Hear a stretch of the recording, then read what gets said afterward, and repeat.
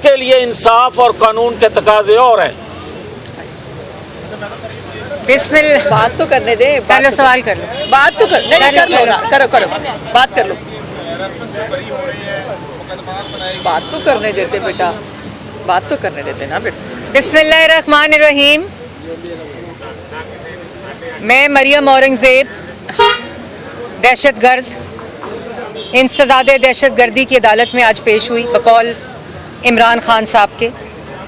ये वो मुकदमा है जो इमरान खान साहब ने दहशतगर्दी का बनाया, और दहशतगर्दी का मुकदमा उस वक़्त बनाया जब हमने आवाम को बताया कि ये लॉन्ग मार्च करते हुए वफाक पर दहशतगर्दी करने आ रहे हैं, और ये वो लोग हैं जो दूसरों पर दहशतगर्द होने का और दहशतगर्दी करने के पर्चे बनाते रहे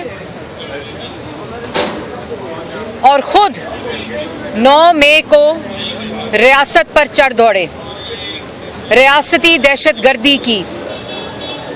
शोहदा के मुजस्मे सड़कों पर फेंककर ठुड्डे मारे, उनकी यादगारों को तोड़ा, रेंजर्स की गाड़ियों को तोड़ा, पुलिस और रेंजर्स के सर पर पेट्रोल बम मरवाए, अस्पताल, स्कूल, मस्जिदें जलाई।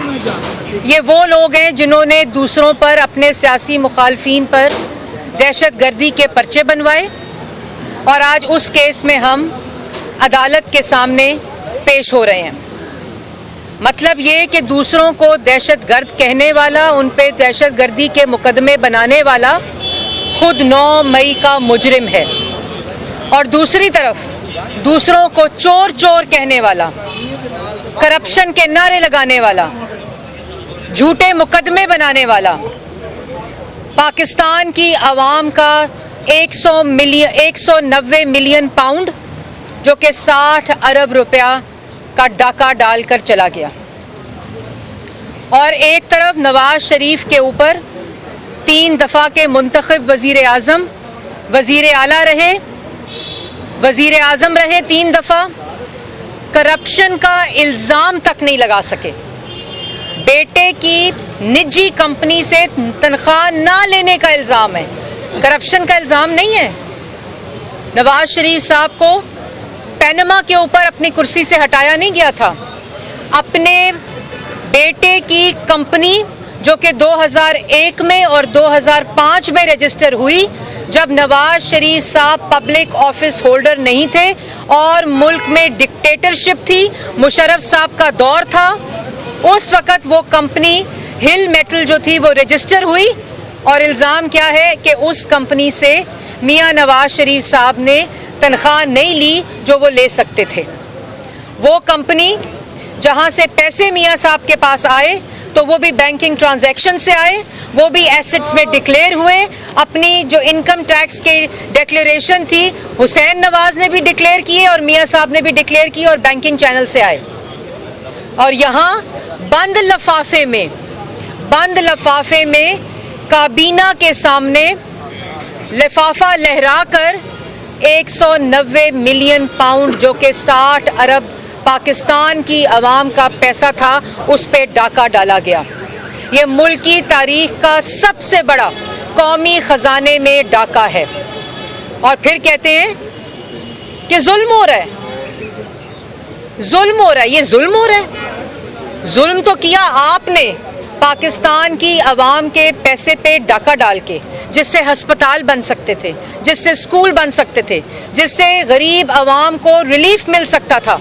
और फिर पूछते हैं, जैसे नवाज शरीफ साहब ने कहा, फिर पूछते हैं मईशत कैसे तबाह हुई, फिर कहते हैं बिजली कैसे महंगी हुई, रोटी 5 रुपए से 30 रुपए कैसे हुई, मुल्क की मईशत को कैसे तबाह किया, खोखला किया, पाकिस्तान के दोस्तों को नाराज किया और खुद डाके डालते रहे।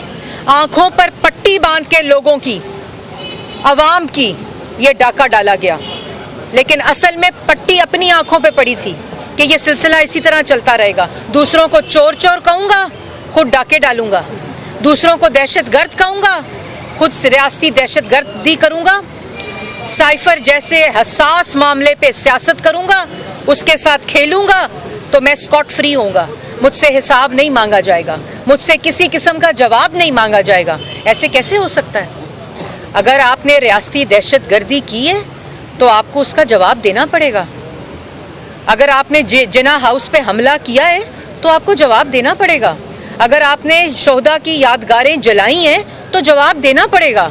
अगर आपने 190 मिलियन पाउंड, और कहते हैं क्या हुआ, 190 मिलियन पाउंड पाकिस्तान तो आ गया, ये ड्रामा ना करें, ये ढोंग